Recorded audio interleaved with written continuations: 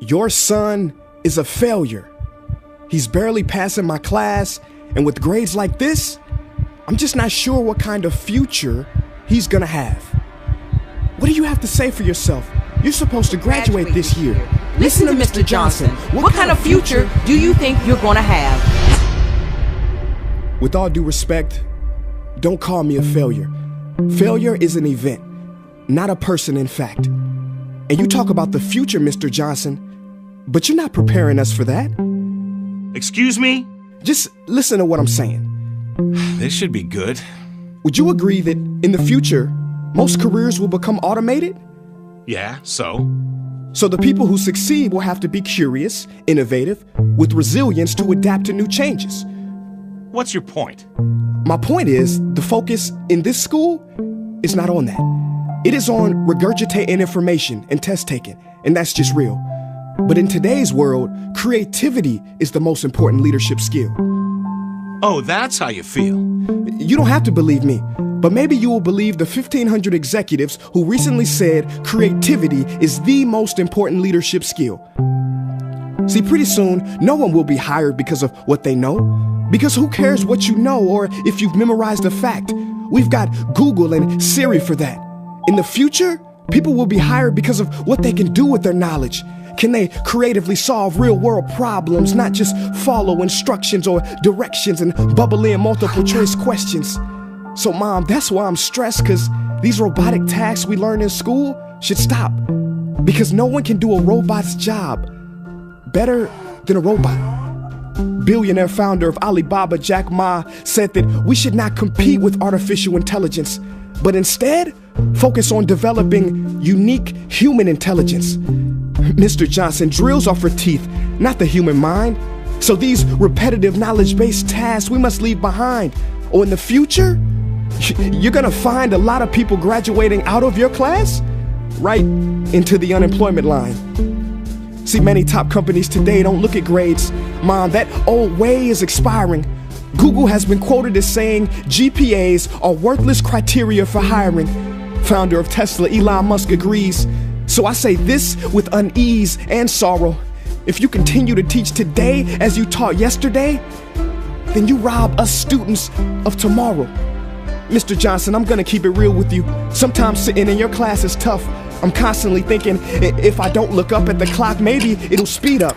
So I listen to you do my work and pay attention, feeling like an hour had to have gone by. But it was only 3 minutes. So if you wonder why we're bored in class, look, you wanna get a kid to hate reading? Give them this, a school textbook. And some people think it's our fault, and that hurts me. They say you can lead a horse to water, but you can't make him drink. And to that I say no. Firstly, you can put salt in that horse's hay and make him thirsty. And if you bring joy in your classroom, you can make any bad student nerdy. As he or she discovers the beauty of truly learning. Mr. Johnson, I mean no disrespect. You have the most important job on this planet. You build, create, and save lives.